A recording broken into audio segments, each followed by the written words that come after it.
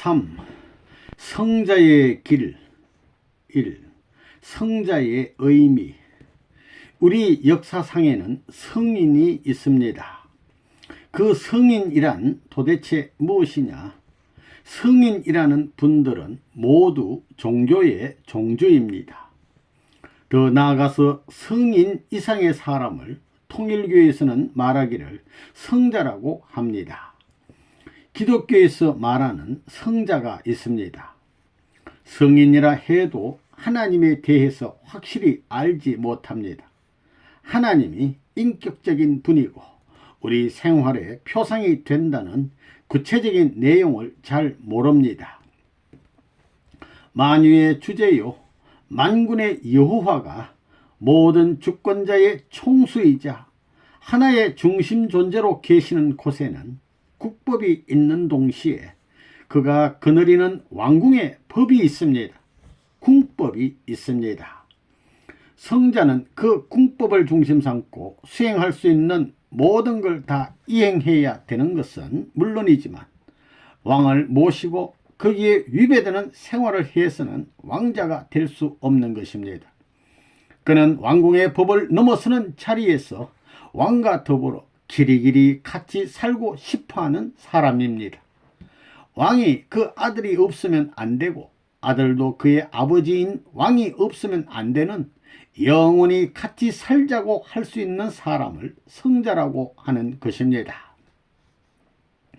성자는 성인과 다릅니다. 성인하면 4대 성인이 있습니다. 그러나 성자는 아무나 될 수 없습니다. 성자는 하늘나라의 왕궁법까지 지킬 줄 아는 사람입니다. 하나님은 하늘나라의 왕궁에 사는 왕이십니다. 그 왕의 아들이 되려면 왕궁법을 알아야 됩니다. 그 나라의 법만이 아닙니다. 그러면 예수님이 독생자라는 말이 뭐냐? 하나님의 법 가운데 제일 귀한 법이 사랑의 법인데 그 사랑의 법으로 치리하는 데 있어서 하나님이 사랑하지 않을 수 없는 대표의 자리에 섰기 때문에 독생자입니다. 단 하나의 아들이다 그 말입니다. 인간 세계 나라 법뿐만이 아니라 하늘 궁전법까지 지킬 줄 아는 사람을 성자라고 그럽니다. 그래서 아들 자자를 쓰는 것입니다. 놈 자자가 아닙니다. 그렇기 때문에 효자의 길과 직통할 수 있는 길이 충신의 길이요 충신의 길과 직통할 수 있는 길이 성인의 길이요 성인의 길과 직통할 수 있는 길이 성자의 길입니다. 그건 굵고 둘레가 크지만 그 핵의 흐름은 수직선입니다. 단 하나밖에 없다는 것입니다. 이 성자라는 말, 지극히 복된 말. 성인이라면 거룩한 사람으로 봅니다. 그는 하나님 앞에 설 수 있는 사람입니다. 성인 가운데서도 성자가 있어야 됩니다. 하나님 나라에 사람이 있어야 하고 나아가 하나님을 중심 삼은 아들, 딸이 있어야 됩니다. 성인 이상의 사람이 성자입니다.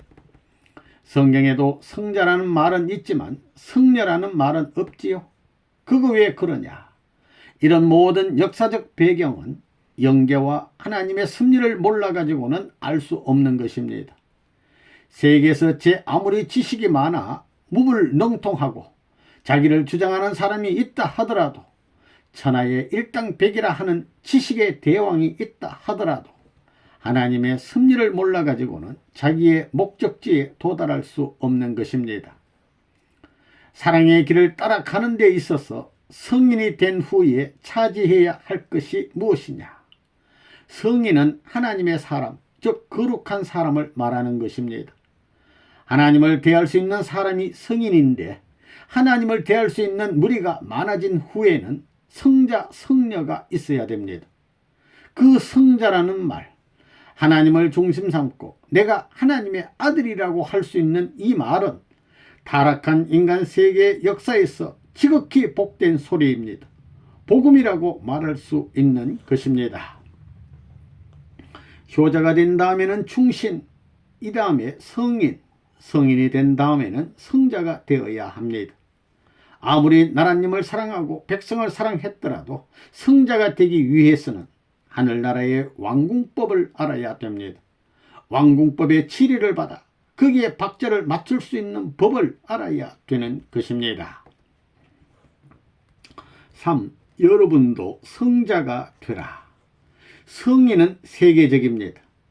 애국자는 국가적 한계를 못 넘지만 성인은 세계적입니다. 세계를 얼마만큼 사랑하느냐, 이 세계가 잘 돼야 되고 세계가 선해야 되고 세계의 모든 면이 좋아야 된다는 사랑의 마음을 가지고 나쁜 것이 있으면 그것을 내가 책임지고 전부 해결하여 좋게 만들어야 되겠다는 사랑의 마음을 가지고 모든 생활에서 희생하면서 살아간 사람을 성인이라 할 수 있습니다. 어떤 효자가 있고 애국자가 있고 성인이 있다면 이들은 전부 세계를 중심 삼은 생각을 했다 이겁니다. 이 지상을 중심 삼은 생각을 한 것입니다. 나아가 이 우주의 중심된 하나님을 중심 삼으면 하늘과 땅을 사랑으로 품으려 하고 이 모든 우주가 하나님의 사랑을 받기에 합당한 존재가 되기를 바랄 것입니다. 그런 입장에서 나는 하나님을 사랑하기 때문에 역사를 초월하여 영계의 일을 염려하는 것입니다. 시공을 초월하여 영계의 일을 염려하고 지상의 일을 염려하고 하나님을 염려할 수 있는 사람, 사랑으로 염려할 수 있는 사람이 있다면 하나님이 원하는 사람은 그런 유의 사람이 아니겠느냐. 그런 사람에게 우리 통일교회는 성자라는 이름을 붙입니다.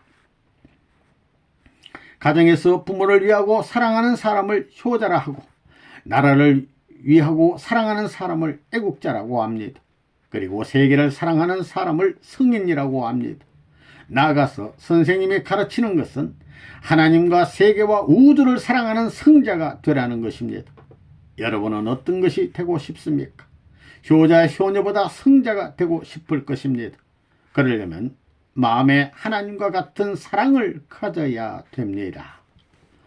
성자, 성녀가 되려면 우리가 무엇을 먼저 알아야 되고 그 주제가 누구이어야 되느냐? 주제는 하나님이다 이겁니다.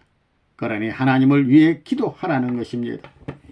하나님이 원하시는 대로 해야지 내가 원하는 대로 하면 안 됩니다. 주제는 하나님이고 그 다음에 목적은 하나님의 생각입니다. 하나님이 생각하는 대로 해야 됩니다. 그게 하나님의 뜻이라는 것입니다. 하나님의 뜻을 따라서 하나님이 생각하는 대로 해야 됩니다. 그것이 목적입니다. 주제가 있어야 되고 목적이 있어야 됩니다. 이것은 중요한 것입니다. 4. 효자가 되는 길. 1. 효자가 뭐냐? 효자가 뭐냐? 부모님이 제일 좋아하는 것을 늘 생각하면서 그 일을 행동으로 이루면서 상대 역을 하겠다고 하는 사람을 효자라고 하는 것입니다. 또 눈으로 보고 뭘 느낄 때 부모님이 더 좋아하시는 것을 생각하고 말씀을 듣게 될 때도 느낄 때도 모든 오간의 감정이 부모님을 중심 삼고 사랑화할 수 있는 심정권을 그리워하는 사람이 효자가 아니겠느냐. 부모님에게 나쁜 것이 있어서는 안 된다고 생각하면서 좋은 것만 있기를 바라고 더 좋은 것으로 발전하고 더 훌륭하기를 바라는 것이 효자입니다. 이 효도를 중요시하는 이유. 세상에서는 효자를 중요시합니다. 효자는 뭐냐? 아버지, 어머니, 할아버지, 할머니까지 섬길 줄 알아야 효자입니다. 그러므로 효자는 3대를 거쳐야 됩니다. 그 다음에 충신은 뭐냐? 충신도 마찬가지입니다. 충신은 아들의 입장이 되어 왕을 부모로 모시고 성인은 하나님을 할아버지, 할머니로 모시는 것입니다. 왜 효도하라고 하느냐? 그것은 부모를 중심 삼고 부모가 가야 할 사랑의 길에 동참자가 되라는 것입니다. 부모님의 참다운 사랑의 길에는 천륜이 따라가는 것입니다. 부모만 가는 것이 아니라 보이지 않지만 종적인 천륜이 여기에 있는 데기 때문에 부모와 하나 되라 하는 것은 천륜의 역사, 보이지 않는 종적인 역사와 행적인 역사의 양면의 심정권을 이어가라 하는 것입니다. 이것이 부모 앞에 효다라고 하는 이유입니다. 요즘에는 부모 앞에 효도할 게 뭐야 하는 사람이 많습니다. 미국에서는 그런 생각을 하고 있습니다. 부모가 자식을 낳을 때 자식을 생각하고 낳느냐는 것입니다. 그것은 이 원칙을 모르기 때문에 하는 말입니다. 모든 역사는 종적인 기준이 서야 행적인 기준이 서게 됩니다. 여러분이 빌딩을 짓더라도 먼저 수직선을 맞춰야 건물이 서는 것입니다. 그 다음에 수평선을 맞추지 않으면 아무리 고층 건물이라도 넘어가는 것입니다. 마찬가지로 우리 인간이 세상에 서 있다는 것 자체가 벌써 종적 기준을 맞춘다는 것입니다. 3. 효자는 어떻게 해서 되느냐? 1. 부모의 마음 방향과 일치되어야 한다. 효자, 효녀가 되는 비결은 어디에 있는가? 내적 기준과 외적인 실체 기준이 부합되어야 합니다. 효자가 귀한 것은 무엇 때문이냐? 어릴 때나 장성할 때나 노년 시대나 변치 않는 사랑을 지녀가지고 부모를 공경하기 때문입니다. 그런 사람을 효자라고 하는 것입니다. 효자가 되려면 언제나 부모의 마음과 방향이 일치되어야 합니다. 효자의 길을 가는 사람은 부모와 동떨어진 행동을 하는 사람이 아닙니다.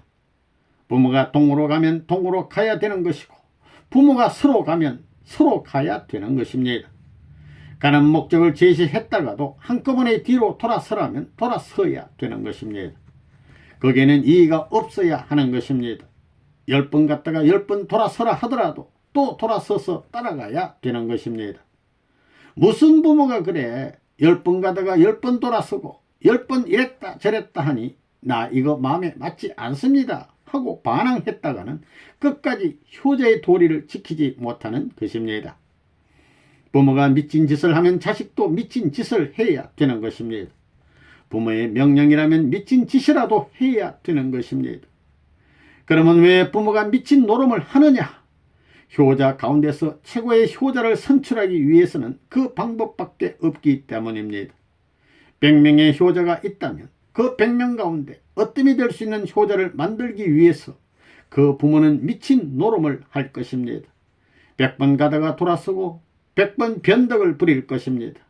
1000번 변덕을 부릴 것입니다. 그렇지만 그 변덕을 사실로 알고 생명을 바쳐 그 부모의 명령에 절대 순응함으로 말미암아 그는 효자의 왕도 될 수 있는 것입니다. 효자 가운데 효자를 다스리는 왕이 될 수 있다 이겁니다. 그럴 때는 그런 짓을 천직으로 알고 할 줄 알아야 됩니다. 이건 내 사리에 맞지 않으니 난 모르겠소 하면 여기서 효자의 도리는 막혀버리는 것입니다. 효자의 길은 끊어져 버리는 것입니다. 그렇기 때문에 최고의 어느 한 고비를 뚫고 넘어갈 수 있는 세계적인 효의 길을 여기에서 찾을 수 있습니다. 이 부모의 심정과 사정이 체율되어야 우리는 효자의 길을 가야 되겠습니다. 하나님이 세계 정세를 앞에 놓고 심각하면 그 심각한 이상 밤을 새워가면서 혹은 자기 일신의 모든 것을 잊어버리고 체율적인 경지에서 염려하는 마음을 가지고 하나님을 위하는 아들딸이 되겠다고 몸부림치는 사람이 있다면 문제는 여기에 귀결되는 것입니다. 효자가 뭐냐? 효자는 부모의 슬픔을 대신 책임지기 위해 어려운 자리를 찾아가서 책임을 다함으로써 부모에게 기쁨을 드릴 수 있는 사람입니다. 부모가 10만큼 일을 하는데 자식은 15만큼 노력하였다면 부모는 5에 해당하는 기쁨을 느끼게 될 것입니다. 그러한 분야를 어떻게 보충하여 부모를 위해 드릴 수 있겠는가를 생각하면서 노력하는 사람이 효자인 것입니다. 박사학위를 가졌기 때문에 효자가 될 수 있습니까? 그것이 효자의 조건에 들어갑니까? 많이 배우고 어느 학교 나왔다는 것이 효자가 되는 조건에 들어가느냐 말입니다. 들어가지 않습니다. 얼마만큼 자기의 몸과 마음을 투입해서 부모님을 사랑했느냐 하는 것이 문제입니다. 밤이나 낮이나 어느 때든지 변하지 않는 마음을 가지고 그 부모를 절대시하고 나라 대신 하나님 대신 그 부모를 절대시하는 사람이 효자, 효녀입니다. 3. 부모의 어려움을 감당해야 아들이 10명 있다면 10명 가운데서 누가 제일 효자냐? 부모의 10가지 일 가운데 제일 어려운 일을 놓고 이건 내가 책임지겠다. 내가 이 문제를 책임지고 해결해서 부모를 기쁘게 해드리겠다고 나서는 아들이 어떤 아들보다도 그 부모 앞에 기억될 수 있는 아들이 아니냐? 그런 아들일수록 효자의 자리에 가까워지는 것입니다. 쉬운 자리에서 쉬운 일을 하며 효의 도리를 하겠다는 사람보다도 지극히 어려운 자리에서 효의 도리를 감당하고자 하는 책임자, 그런 자리에 선 아들딸이 효자의 길에 들어선 사람입니다. 부모가 슬퍼하는 내용을 깊이 알고 있는 자식일수록 그 부모의 슬픔이 해소되기를 일구월심으로 바라고 자기의 사정을 넘어서 그 근심이 해소되기를 바라는 것이 자식의 도리가 아니냐. 자기에게 슬픔이 있다 하더라도 자기의 슬픔보다도 부모의 슬픔이 더 빨리 해소되기를 바라는 사람이 있다면 그는 효자라고 말할 수 있는 것입니다. 그러나 부모에게도 근심거리가 있고 자신에게 근심거리가 있는데 부모가 내 근심거리를 생각해 줘야지 하며 부모의 근심거리보다도 자기의 근심거리를 더 생각하는 사람이 있다면 그 사람은 부모와 하나 되어 있지 않은 사람입니다. 부모의 입장을 망각한 사람은 부모와 긴묘한 자리에서 하나의 인연을 맺을 수 없는 것입니다. 자기를 주장하고 자기의 슬픔을 알아달라고 요구하거나 부모의 슬픔은 제쳐두고 자기의 슬픔만을 책임져 달라고 하는 아들이 있다면 그는 효자가 못되고 불효자가 되는 것입니다. 또 효자로서의 가치는 뭐냐? 자기의 어려움도 있겠지만 부모의 어려움을 더 염려하면서 자기의 어려움을 문제시하지 않고 자기의 어려움 위에 부모의 염려를 다하여 염려하는 자리에 서더라도 이것을 당연한 일로 소화하고 받아들일 수 있는 자리에서부터 효의 길은 시작되는 것입니다. 자식이 부모의 어려움을 등한시하고 멀리하게 될 때 여기서 결렬이 벌어집니다. 효의 길이 아닌 불의의 길이 생기는 것입니다. 형제의 어려움을 자기의 어려움보다 더 중요시하지 않게 될 때 형제지 관계는 소원해지는 것입니다. 4. 효자라는 말은 비참을 수반. 참던 효자가 갈 길은 평탄한 길이 아닙니다. 효니 충인이 하는 말은 비참한 말입니다. 효자가 되기 위해서는 자기를 생각하는 마음을 가지고는 안 됩니다. 효자가 되려면 어떤 자리에 서야 되느냐? 죽음길, 제일 순한 길을 책임지는 자리에 서야 됩니다. 효자의 본은 보다 비참한 자리에서 설정됩니다. 보다 비참한 자리라는 것은 죽는 자리입니다. 죽는 자리 중에서도 제일 비참하게 죽는 자리에서 본이 설정되는 것입니다. 효자는 과거로부터 현재까지 시대마다 있을 것입니다. 그 중에서 1등 효자를 뽑는다면 어떤 사람을 1등 효자의 표본으로 뽑을 것이냐? 늙어서 효자 노릇하다 죽는 것보다도 젊어서 늙은 사람 이상의 효자 노릇을 했다면 더 귀한 것입니다. 효자도 천태만상입니다. 가난한 사람, 부유한 사람, 마기를 하는 사람, 빌어먹는 사람, 별의별 계급이 있지만 계급마다 효자는 다 있습니다. 계급마다 살아있는 사람은 참된 효자가 못 되는 것입니다. 생명을 아직까지 남기고 있는 사람은 효자 축에 들어갈 수 없습니다. 왜 그러냐? 효자하기 위해서 수많은 사람들이 죽었는데 죽지 않은 사람이 효자 표창을 받았다가는 효자하기 위해서 죽은 사람들한테 참소받는 것입니다. 그렇기 때문에 참된 효자는 죽은 후에야 나타나는 것입니다. 죽은 사람 가운데서도 효자하기 위해 길을 가다 죽은 사람도 있을 것입니다. 어머니 아버지가 병이 났기 때문에 약을 구하러 가다가 죽은 효자도 있을 것입니다. 약을 구하러 가는 데는 자기 돈을 가지고 가는 사람도 있을 것이고 빚을 얻어가지고 가는 사람도 있을 것입니다. 어려우면 어려울수록 그 가치가 커지는 것입니다. 그러면 자기 돈을 갖고 약을 구하러 가다가 죽은 사람과 돈을 빌리기 위해 석 달 열흘을 수고해서 빌린 돈을 가지고 약을 구하러 가다가 죽은 사람이 있다면 어떤 사람이 효자의 본이 되는 자리에 올라가겠습니까? 그것은 누구나 다 알 수 있습니다. 그것을 다 알기 때문에 복귀가 가능하다는 것입니다. 그 내용이 복잡하고 어렵고 비참할수록 지독할수록 나쁜 것이 아니라 좋은 것으로 등장할 수 있는 것입니다. 약을 구하러 가다가 죽은 것하고 약을 구해다가 다려 드리고 죽은 것하고 어느 게 나아요? 약을 다려 바치다가 죽은 것이 낫다는 것입니다. 이렇게 보게 될 때 어려운 내용을 갖추면 갖출수록 효자 반열에 있어서 그 등급이 높아지는 것은 말할 나위 없는 것입니다. 효자는 그 자체로 보면 비참한 것입니다. 왜 비참하냐? 그는 먹을 것이 있어도 마음대로 못 먹습니다.